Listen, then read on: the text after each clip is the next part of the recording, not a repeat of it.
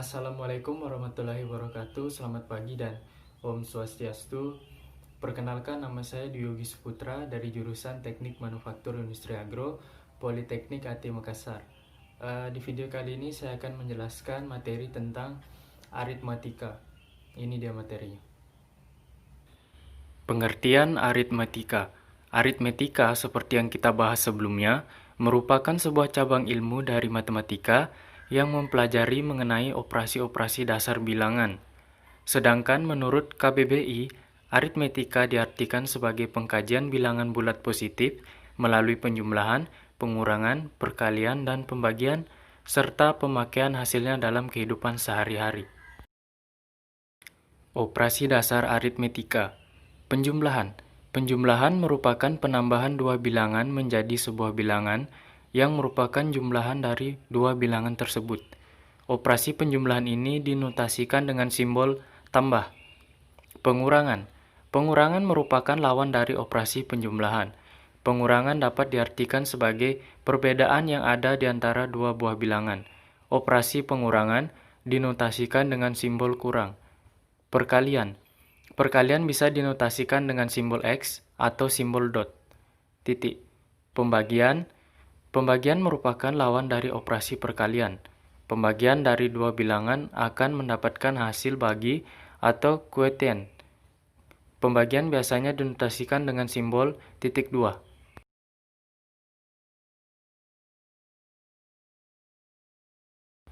Barisan aritmetika. Barisan aritmetika adalah barisan bilangan yang memiliki pola tetap berdasarkan operasi penjumlahan dan pengurangan. Barisan aritmetika terdiri atas suku ke-1, U1, suku kedua U2, dan seterusnya hingga sebanyak N atau suku ke N, dalam kurung UN. Nah, untuk mencari rumus baris aritmetika, kita dapat menggunakan rumus praktis yang mudah digunakan. Pertama, rumus suku ke N. UN sama dengan A tambah dalam kurung N dikurang 1 dikali B.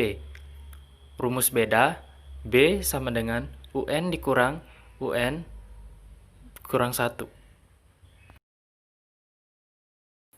Deret aritmatika. Seperti bahasan sebelumnya, barisan aritmatika menyatakan susunan bilangan berurutan U1, U2, hingga UN yang mempunyai pola yang sama. Sedangkan deret aritmatika adalah jumlah susunan bilangan pada barisan aritmatika U1 ditambah U2 ditambah seterusnya hingga ditambah UN sampai suku ke N. Menghitung deret aritmatika, berikut rumus praktis yang digunakan. Rumus jumlah suku ke N. Yang pertama, Sn sama dengan N per 2 dalam kurung A ditambah UN. Rumus yang kedua, Sn sama dengan N per 2 dalam kurung 2A ditambah dalam kurung N dikurang 1 kali B tutup kurung.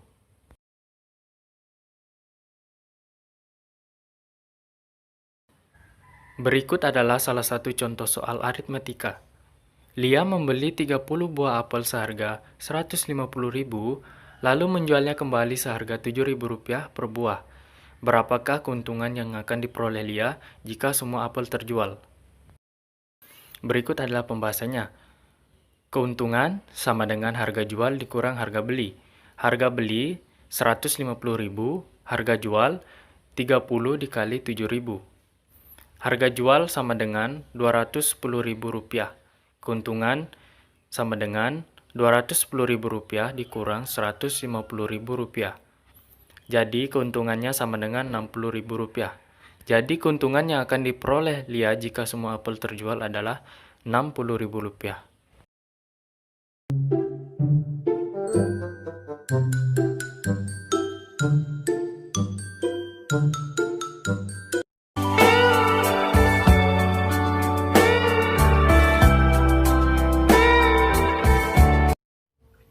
Assalamualaikum warahmatullahi wabarakatuh. Selamat pagi dan Om Swastiastu.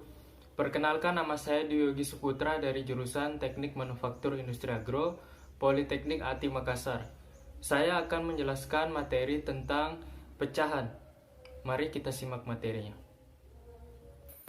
Pengertian bilangan pecahan. Istilah bilangan pecahan dalam ilmu matematika terdiri dari pembilang dan penyebut. Pada hakikatnya, bilangan pecahan ini digunakan untuk bagaimana cara menyederhanakan pembilang dan penyebut. Karena penyederhanaan pembilang dan penyebut ini dapat memudahkan proses operasi aritmatika sehingga tidak menghasilkan angka yang terlalu besar, namun tetap memiliki nilai yang sama. Pengertian sederhananya, bilangan pecahan adalah bilangan yang terdiri dari pembilang yang terdiri dari bilangan-bilangan bulat dan penyebut yang terdiri dari bilangan-bilangan asli. Contohnya, bilangan 4/6 dan 10/6. 4 adalah penyebut, pembilang, dan 6 adalah penyebut. 10 adalah pembilang dan 6 adalah penyebut.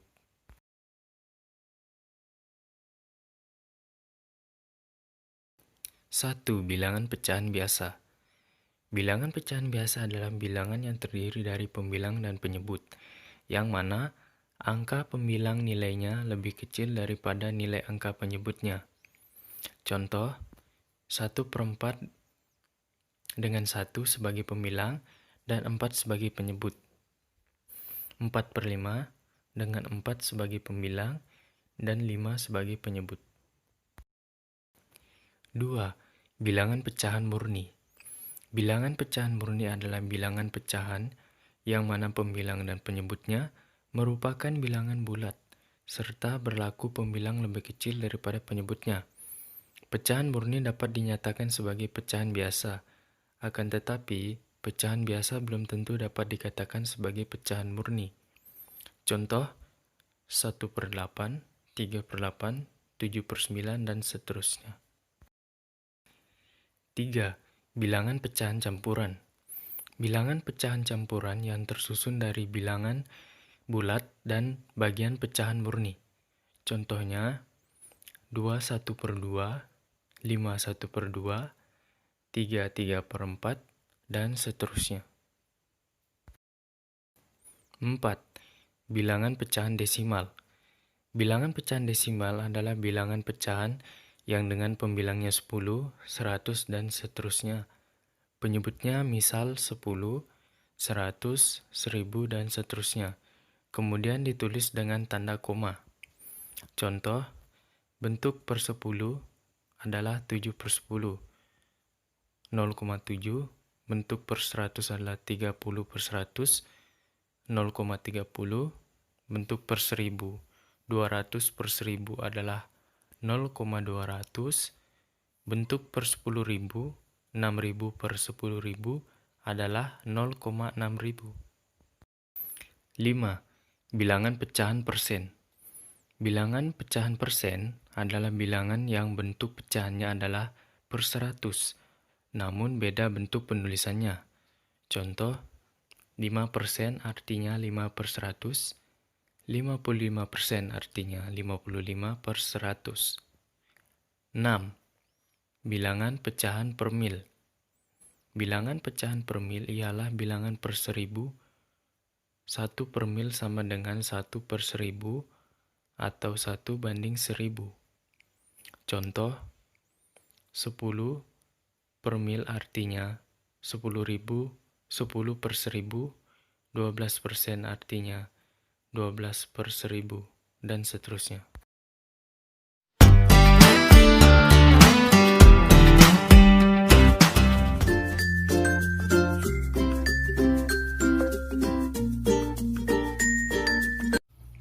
Assalamualaikum warahmatullahi wabarakatuh. Selamat pagi dan Om Swastiastu. Perkenalkan, nama saya Dwi Yogi Putra dari jurusan Teknik Manufaktur Industri Agro, Politeknik ATI Makassar. Di video kali ini saya akan menjelaskan materi tentang perpangkatan. Mari kita simak. Pengertian pangkat atau eksponen. Perpangkatan adalah operasi matematika untuk perkalian berulang suatu bilangan sebanyak pangkatnya. Pangkat satu bilangan adalah angka yang ditulis lebih kecil dan terletak agak ke atas. Berdasarkan semantik penulisan huruf disebut dengan superskrip. Contoh, 2/2, 3/3, 4/3, dan lainnya. Dalam bahasa Inggris, perpangkatan disebut dengan power atau eksponen. Berikut dijelaskan mengenai cara menghitung perpangkatan, sifat, tabel, pangkat 2, 3, dan 4. Cara menghitung pangkat. Contohnya 2 pangkat 3. 2 adalah bilangan pokok, 3 adalah pangkat, sama dengan 2 kali 2 kali 2, sebanyak 3 kali, dan hasilnya 8. A pangkat N sama dengan A kali A kali A kali A sebanyak N. A adalah bilangan pokok yang dipangkatkan, N adalah pangkat atau eksponen, dengan N adalah bilangan bulat positif. Contohnya 2 pangkat 3 sama dengan 2 kali 2 kali 2, sama dengan 8. Operasi di atas dibaca 2 pangkat 3. Contoh yang kedua, 3 pangkat 4. 3 kali 3 kali 3 kali 3 sama dengan 81. Operasi di atas dibaca 3 pangkat 4. Sifat perpangkatan. 1. Semua bilangan pangkat 0 sama dengan 1. Berdasarkan konsep dasar, semua bilangan yang dipangkatkan 0 mempunyai hasil 1.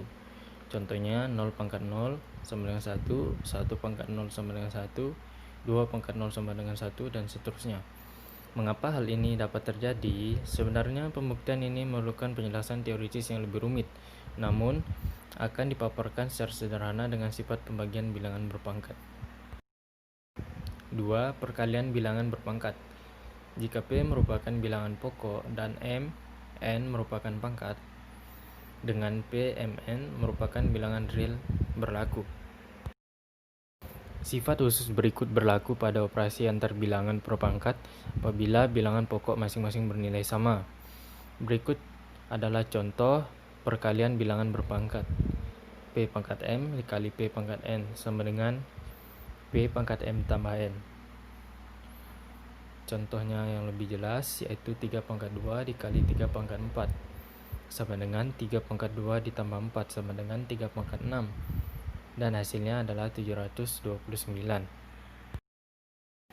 3. Pembagian bilangan berpangkat. Jika P merupakan bilangan pokok dan Mn merupakan pangkat, dengan P, Mn merupakan bilangan real berlaku. Sifat khusus berikut berlaku pada operasi antar bilangan berpangkat apabila bilangan pokok masing-masing bernilai sama. Contoh dari pembagian bilangan berpangkat. P pangkat M dibagi P pangkat N sama dengan P pangkat M dikurang N. Contoh yang lebih jelas, 3 pangkat 4 dibagi 3 pangkat 2 sama dengan 3 pangkat 4 dikurang 2 sama dengan 3 pangkat 2. Hasilnya 9. 4. Perpangkatan bilangan berpangkat. Jika P merupakan bilangan pokok dan Mn merupakan pangkat, dengan PMN merupakan bilangan real berlaku. Contohnya dalam kurung P pangkat M kurung N sama dengan P pangkat M dikali N. Contoh yang lebih jelas dalam kurung 4 pangkat 2 pangkat 3 sama dengan 4 pangkat 2 dikali 3 sama dengan 4 pangkat 6. Hasilnya 4096.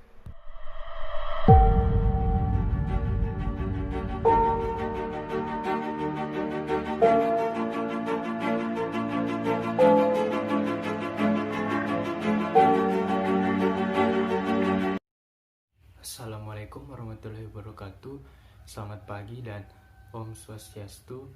Perkenalkan, nama saya Dwi Putra dari jurusan Teknik Manufaktur Industri Agro Politeknik HT Makassar. Di video kali ini saya akan menjelaskan materi tentang aljabar. Mari kita simak. Aljabar adalah ilmu yang mempelajari simbol-simbol matematika dan aturan untuk memanipulasi simbol-simbol ini. Aljabar adalah benang pemersatu dari hampir semua bidang matematika. Selain itu, aljabar juga meliputi segala sesuatu dari dasar pemecahan persamaan untuk grup, gelanggang, dan medan. Operasi pada bentuk aljabar, penjumlahan dan pengurangan. Suku-suku yang dapat dijumlahkan atau dikurangkan adalah suku-suku yang sejenis. Yang dijumlahkan atau dikurangkan adalah koefisiennya. A. Penjumlahan. AX tambah BX sama dengan dalam kurung A tambah B X.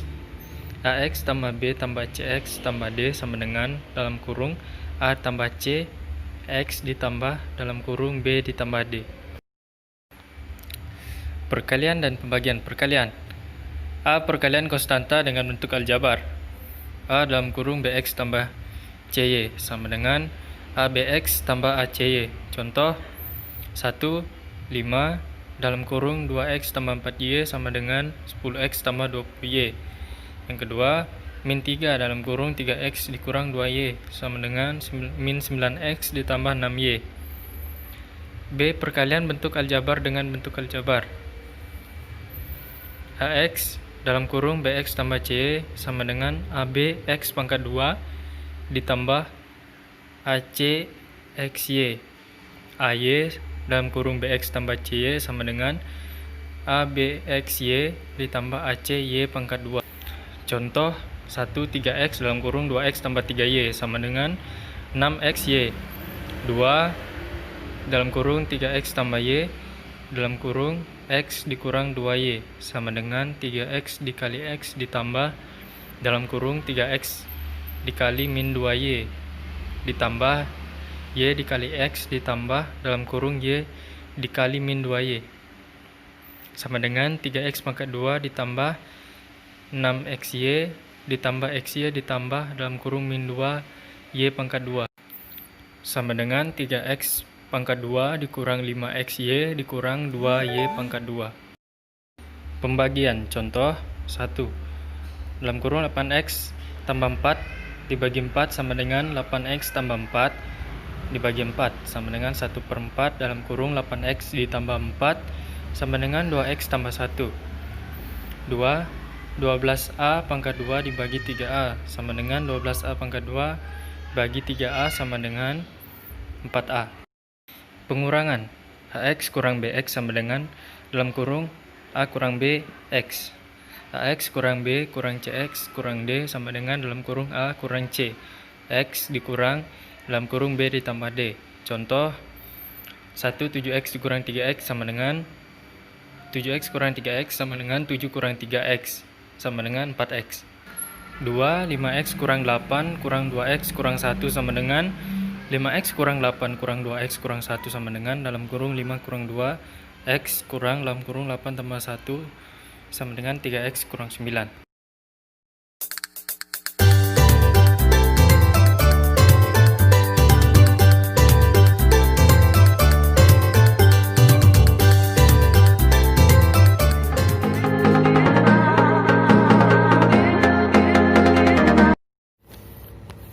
Assalamualaikum warahmatullahi wabarakatuh. Selamat pagi dan swastiastu. Perkenalkan, nama saya Dwi Yogi Suputra dari jurusan Teknik Manufaktur Industri Agro Politeknik Atik Makassar. Kesempatan kali ini saya akan menjelaskan materi tentang persamaan sederhana. Mari kita simak materi. Persamaan adalah suatu pernyataan matematika dalam bentuk simbol yang menyatakan bahwa dua hal adalah persis sama. Persamaan ditulis dengan tanda sama dengan seperti berikut. X tambah 3 sama dengan 5 yang menyatakan bahwa nilai X sama dengan 2. 2X tambah 3 sama dengan 5 yang menyatakan bahwa nilai X sama dengan 1. Persamaan bisa dikelompokkan berdasarkan jenis operasi dan kuantitas yang dilibatkan. Jenis-jenisnya diantaranya adalah persamaan polinomial, yaitu persamaan yang kedua sisinya berisi polinomial. Persamaan jenis ini bisa dikelompokkan lagi berdasarkan derajatnya. Persamaan linear, derajatnya 1, persamaan kuadrat, derajatnya 2, persamaan kubik, derajatnya 3. Persamaan rasional, yaitu persamaan yang mengandung pecahan dengan polinomial, baik di penyebut maupun pembilangnya. Persamaan irasional, yaitu persamaan yang mengandung ekspresi yang tidak bisa disebutkan dengan operasi-operasi aritmetika dasar, misalnya persamaan yang melibatkan operasi akar kuadrat. Persamaan mutlak, yaitu persamaan yang mengandung operasi nilai mutlak.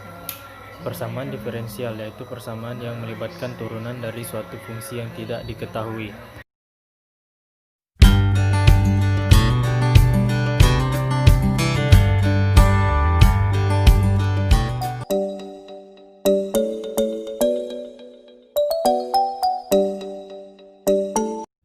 Assalamualaikum warahmatullahi wabarakatuh. Selamat pagi dan Om Swastiastu. Perkenalkan, nama saya Dwi Yogi Suputra dari jurusan Teknik Manufaktur Industri Agro, Politeknik ATI Makassar. Di video kali ini saya akan menjelaskan materi tentang presentasi dan ratio. Mari kita simak materinya. Presentase. Presentase adalah sebuah angka atau perbandingan untuk menyatakan pecahan dari 100. Persen biasanya disimbolkan dengan simbol persen, yang artinya per 100. Jadi kalau terdapat 25%, artinya 25 per 100. Persen juga bisa dikonversikan dalam desimal, misalnya 47,5% bisa ditulis dengan 0,475. Cara mencari persentase. X persen sama dengan A per B dikali 100%, di mana X sama dengan rate atau persen, A sama dengan nilai yang ada sebagai pembilang, B base atau total nilai sebagai penyebut. Contoh pertama, berapa X persen 15 dari 60? Jawab, X sama dengan 15 per 60 dikali 100% sama dengan 25%. Contoh kedua, berapakah X 1/2% dari 800? Jawab, X sama dengan 1/2% dikali 800 sama dengan 12. Rasio. Rasio adalah perbandingan antara dua besaran atau lebih. Dalam menghitung rasio, harus menggunakan satuan yang sama. Apabila terdapat perbedaan, maka harus dilakukan penyamaan satuan terlebih dahulu. Contoh, rasio 15 terhadap 105 adalah 15 per 105 sama dengan 1/7.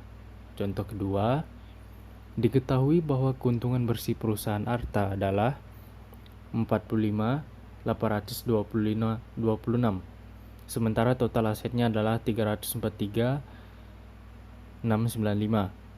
Hitunglah rasionya. Rasio sama dengan 45.826 per 343.695 sama dengan 1/7,5.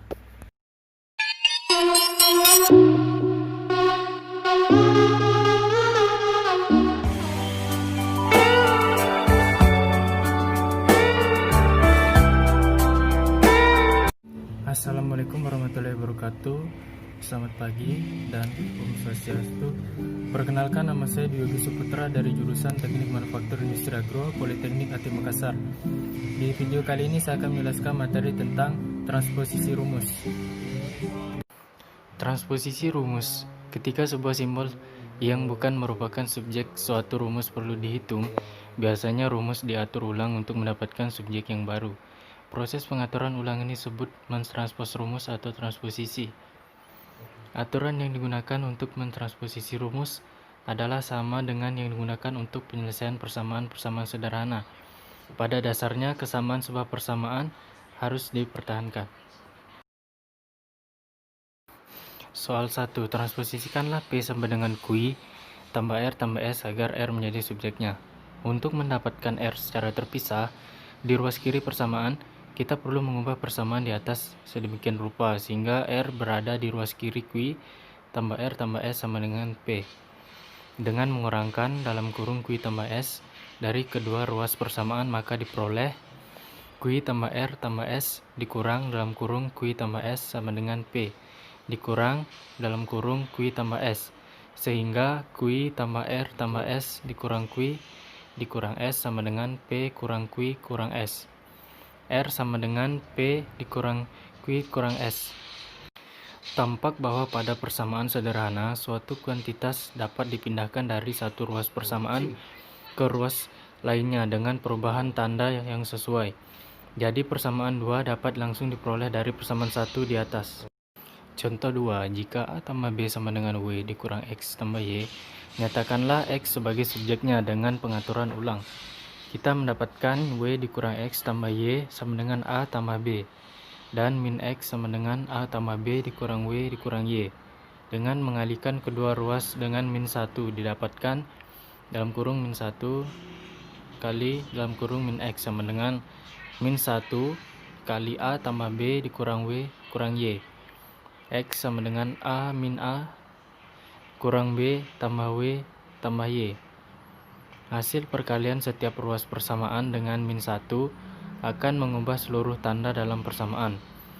Merupakan hal yang biasa untuk menyatakan jawaban-jawaban dalam kuantitas positif terlebih dulu. Sehingga dibandingkan menyatakan X sama dengan min A dikurang B ditambah W ditambah Y, kita lebih sering menuliskan X sama dengan W ditambah Y dikurang A dikurang B.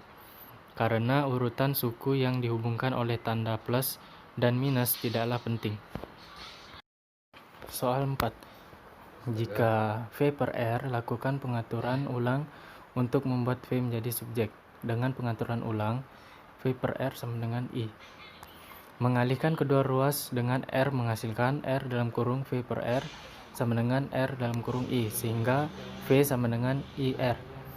Contoh 5. Transposisikan A sama dengan F per M agar M menjadi subjeknya.